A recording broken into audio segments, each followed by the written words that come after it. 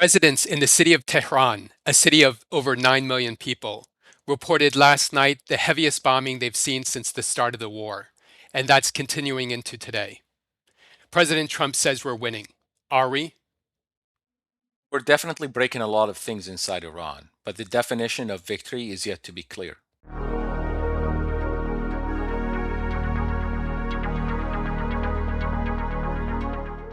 Welcome to another special edition of your Iraq briefing. I'm EPIC's executive director, Erik Gustafson, and I'm joined by my colleague, Omar Al-Nidawi. Hi, Omar. Hi, Eric. So we have both been closely following events on the ground in Iraq, in the region. Today, we're going to be talking about that. We're going to be talking about the latest. It's now Tuesday, more than 10 days into the war. So at this point, Omar, do we have any clarity about what the goal is? The goal seems to be shifting continuously. On Monday, both President Trump and his Secretary of State, Marco Rubio, in their remarks about the war and its objectives, they dropped mentions of the nuclear program and of regime change, which were primary, pillars of the objective for going to war in the first place. So there is a little bit of ambiguity about what is the definition of victory, what are the primary objectives of the war. And some people say this is a little bit of strategic ambiguity that helps the government, the U.S. government, remain unpredictable and surprise its enemies, but it's also raises questions about, of course, accountability towards the troops and towards the American public. Yeah, without question. And it's funny, just this incredible focus sometimes, this myopic focus on the threat that Iran poses. We forget the broader environment in terms of national security. I mean, this has clearly been a windfall for Russia, right, in terms of driving up oil prices and the war in Ukraine and so many other things around the world. Indeed, yeah. I mean, there is also analysis that China is benefiting from this a lot by the fact that a lot of the weapons that would have been, allocated to the defense of Taiwan are now spent, and a lot of resources taken from the U.S. military and spent in a war with very weak definitions of what the actual target is. So that's where we are now. So some days ago, Secretary of Defense or Secretary of War Pete Hegseth made the remark that this is not a war of regime change, but we've had regime change. The supreme leader is dead, a decapitation strike, so to speak. And now, as we learn, Mujtaba Khamenei is the new supreme leader of Iran. What do we know about him? What do we know about his background? Well, we don't really know much about him except that he's 56-year-old. He's an Ayatollah, meaning that he's a religious scholar who spent a lot of time in the seminaries, and that he has close relations to some of the commanders of the IRGC, that's Iran's Islamic Revolutionary Guard Corps. So he is close to the conservative military circles of the Iranian regime, which has so far, I think, been resilient. I think there has been a change at the head of the regime, but the regime itself is not exactly gone. Yeah, yeah. So I think it's the confusion. You can change a person, but that doesn't mean you've changed the system, right? Oh, absolutely. I mean, you look at, for example, let's look at Hezbollah.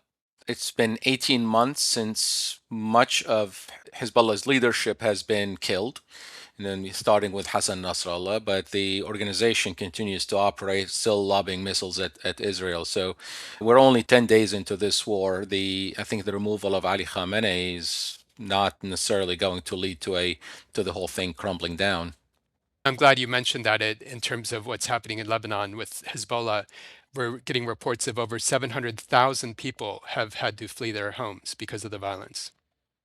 Yeah, that's the thing. A point that I wanted to mention is when we think of people as radical hardliners, we cannot really expect them that they're going to give up after a couple of weeks of bombing, because they are zealous. They are committed to their fight, and that's what I think Israel is seeing in Lebanon with Hezbollah, and I mean, it's probably what we're going to see in Iran as well. in a lot of ways, these actions empower the hardliners within a society. So it's counterproductive in that sense. What's happening in Iraq right now as a result of this war, and not in terms of just the security side, but also even the economic side? What are you Yeah. seeing play out? And, when legitimate trade is blocked, what ends up happening? Well, I mean, the security side and the economic side are intertwined. So the Iran-backed Iraqi militias have kept up their operations over the last few days, and they're launching somewhere between 20 and 30 drones, rockets at various targets within Iraq. They have also claimed to have done attacks, that they have conducted attacks against U.S. targets outside Iraq in the region. But a lot of the drones have actually targeted the Kurdistan region as well as areas close to the operations of international oil companies in Iraq South, which really points to that there is a strategy, there is a purpose to these attacks, which is to play into or to maximize the impact of the war on the energy markets, basically helping Iran maximize the pain, the economic pain, not just for Iraq, but primarily for the US and its allies by undermining global oil supplies. When you and I talked a few days ago on Friday, Iraq had cut production by 1.2 million barrels a day, and now what we know is that exports have actually dropped to less than a million barrels a day, down from 3.4, 3.5 million barrels a day.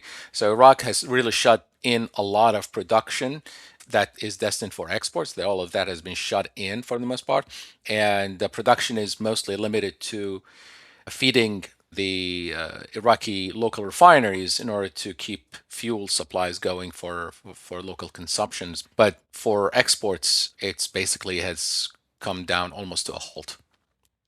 Well, I mean, a very heavy cost. I saw a panel recently with our friend Louay Al-Khatib, who spoke of the cost to Iraq being around $8.5 billion for what's happening. I believe he's probably thinking in terms of a month time frame, but does that sound about right? I mean, possibly, because if we do back of the envelope calculations, we see that Iraq is probably losing about $200 million a day in unrealized revenue based on the current cuts in production and exports. But I think it's important to remember, you pointed that, Eric, a little bit in your question, is that when you curtail legitimate trade and commerce, then the illicit trade and commerce tends to flourish. And Iraq has, I think, a long history of illicit trade and commerce, especially when it comes to the oil economy, going back to Saddam's regime during the sanctions. So whenever oil is bottled up, when it's bottlenecked and when it cannot reach the markets via the legitimate ways, pipelines and tankers, it's going to find its way to the market one way or another using, trucks and other modes of transportation. And often that benefits not the government treasury, but the bad actors who can siphon oil off of tanks and or depots and find the smuggling routes to get it out of the country and monetize it. So we haven't seen reports about that yet, just to be clear, but that's likely to happen if this shutdown in exports continues for a long time. It will Wow. find its way. And can you speak a little bit about the wider economic impact in terms of the global economy, in terms of the Gulf region, Europe? What are we seeing so far? Oil prices have gone up a lot. It's still above 83, $84, I think, today. It shot up almost to $120 a barrel, but a few statements from President Trump and from his energy secretary, some of which were retracted later, kind of eased the pressure on the markets. They were saying that, either the war is almost over or that the US Navy is going to start escorting tankers through the Gulf. Of course, none of that has happened yet, but it has like an effect of reducing anxiety about oil supplies. But the costs so far are high. I mean, you look at gas prices in Europe, they're spiking, increased, I think at last I checked, more about 40%, close to 50%. Qatar, supplies a lot of gas that goes to Europe. Here in the US, I mean, we're seeing Gas prices at the pump rising about 50, 40 cents a gallon. And again, the increase in prices, it can be rapid and can spike further if these promises about a quick end to the war don't materialize, and if the situations, the security situation, the safety of tankers transiting through the Strait of Hormuz remains in question. And that actually relates directly to some of these news stories in the New York Times right now. US eases limits on Russian energy as oil prices soar. So, the devil's bargain right there. um, The unintended consequences, I mean, yeah, they're they could have been foreseen, but definitely not thought of. I think it would not have taken a lot to think about them. yeah, yeah, absolutely. If you had a coherent policy planning process. There has been confusion, reports about the involvement of Iranian Kurdish opposition groups that are in, some of which are in the Iraqi Kurdistan region. Again, it's important to make a distinction between Iraq and Iran and Iranian Kurds versus Iraqi Kurds. There also some evidence that the US and Israel are not necessarily on the same page.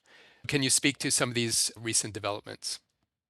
Yeah, I think on the latter point, we saw signs of that with the airstrikes that targeted the Iranian oil installations and oil refineries. The US is not interested in that kind of attacks, it seems, because whether you're going for regime change or not, you want the Iranian economic machine to remain fairly intact so that reconstruction, recovery can happen later.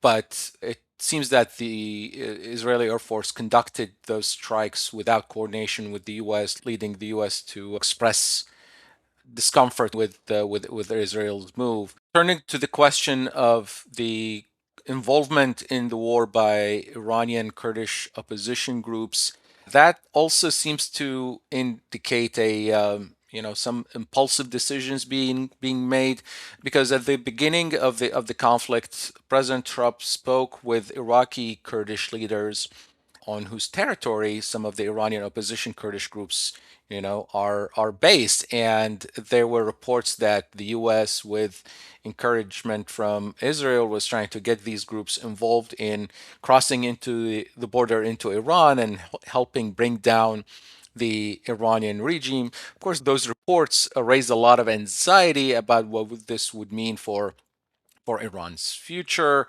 for stability between, or the relations between Iran's different communities, about what it means for Kurdish relations with governments in Baghdad and in Ankara and elsewhere, because this is a very delicate and sensitive situation. And indeed, within just 3 or 4 days after those phone calls happened, Trump made a 180-degree turn and said, there's no way we're involving the Kurds in this. Quote, the war is complicated enough without having them involved. So that, I think, reflects that a lot of these initiatives are being taken without much thinking happening in the background before they're unrolled.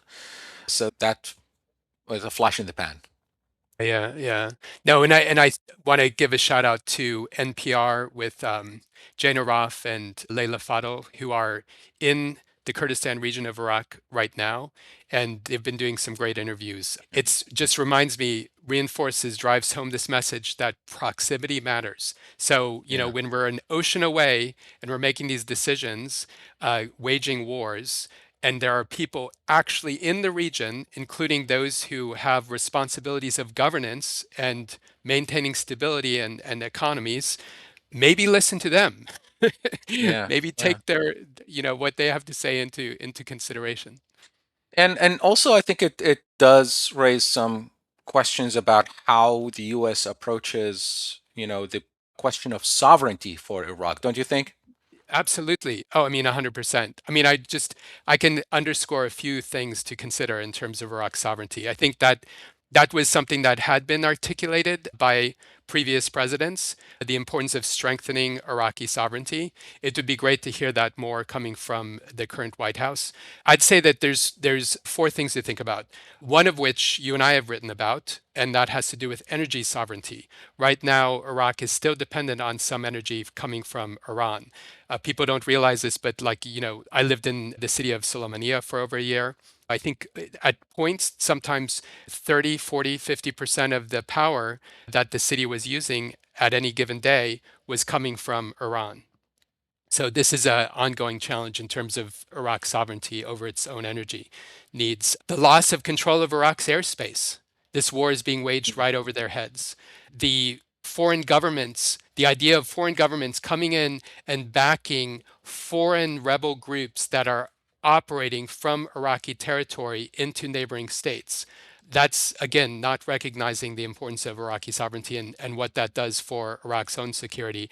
And then last but not least, the loss of state control over these militias, some of which, like Kataib Hezbollah, are directly linked and backed by the regime in Tehran.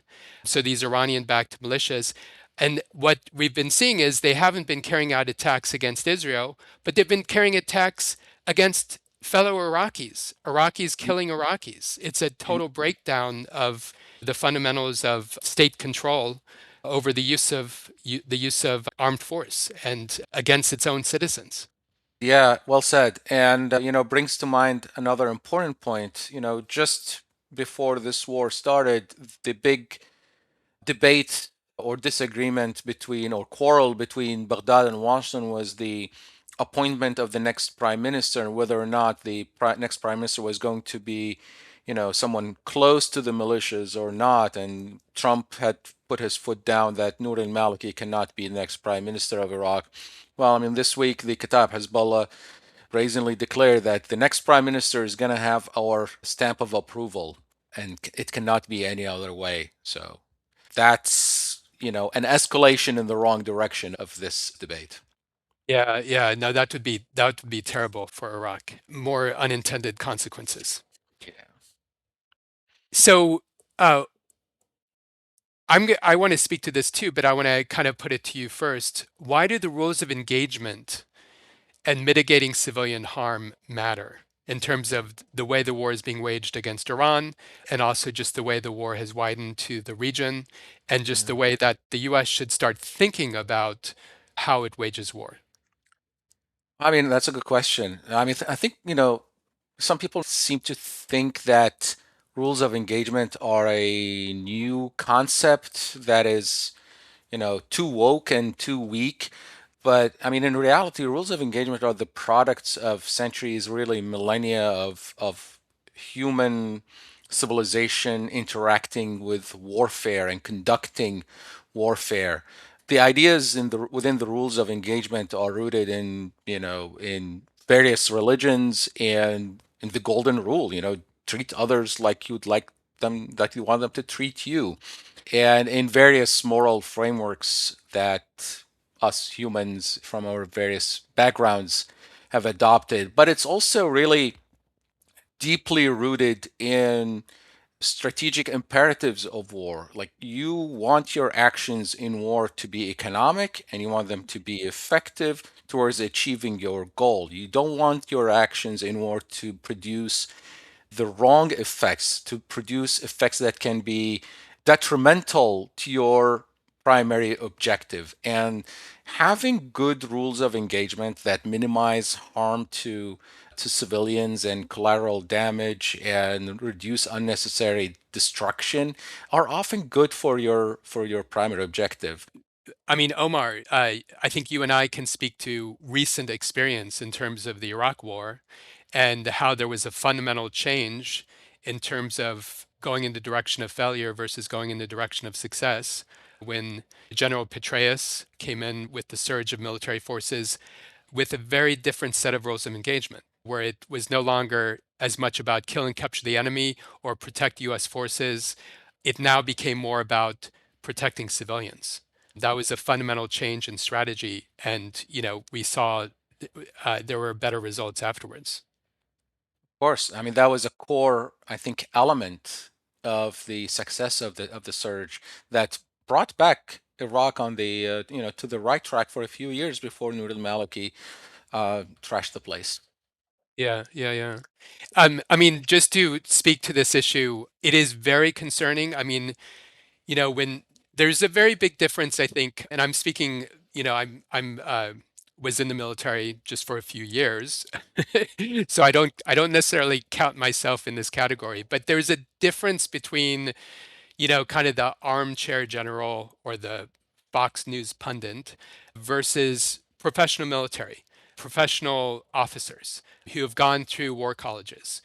And the fundamental difference is really thinking through tactics and strategy and what works and looking at history being and looking at the lessons learned and the Pentagon being a learning institution. So that's why it's been concerning what we've seen since Pete Hegseth took over as the Secretary of Defense or Secretary of War. I mean, he makes statements like no stupid rules of engagement, untie the hands of our warfighters, and restricted rules of engagement have made it more difficult to defeat our enemies. Uh, I mean, again, he doesn't know what he's talking about, to put it bluntly. But since he's come in, I mean, we've seen the Pentagon Civilian Protection Center, a total gutting of that. I mean, I think they're down to just dozens of staff from hundreds. And again, very small when you think of the full organization. Hundreds of staff isn't a huge staff, but he's taken that down to just dozens of staff, sidelining senior JAG officers. So these are the military lawyers who are responsible for enforcing the law of armed conflict and making sure that we're abiding by that. And then the US sanctioning the International Criminal Court, the international body that's responsible for prosecuting war crimes and enforcing the rules of war. None of that is good. And, so when we look at the airstrike that took out a school in Manab and over 150 schoolgirls killed, you have to raise questions about, well, did we get there because of what Pete Hegseth has been doing at the Pentagon? At the end of the day, we have to think about what place are we leaving behind when this war ends. You have to make sure that your actions in the war serve your primary political objective. And are the actions that we're doing today going to prevent the next crisis or going to fuel the next crisis? And there's a lot of history that shows that what the US and the UK did in 1953 with the coup that removed Mohammad Mossadegh, the Iranian prime minister at the time, uh, Who played a was big role in just to interject, who was democratically elected. democratically elected, played a big role in precipitating the crisis that led to the revolution that removed the Shah and elevated the Ayatollahs to positions of power in 1979. So we have to be careful about what we're doing today, what place we're leaving, because we could be hurting ourselves, we could be shooting ourselves in the foot.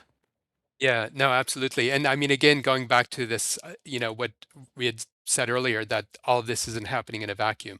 If there's this incredible instability that we're creating across the region, if we start to see regime changes happening, uh, it's not happening in a vacuum.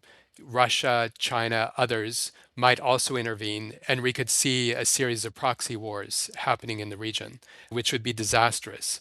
And further precipitating that, with the Strait of Hormuz, it's not just goods that are leaving, it's also goods coming in. And Gulf states, I think by some estimates, 90% of their food is coming through the Strait of Hormuz. So, we can see a real crisis happening and getting worse and worse if, something doesn't change soon.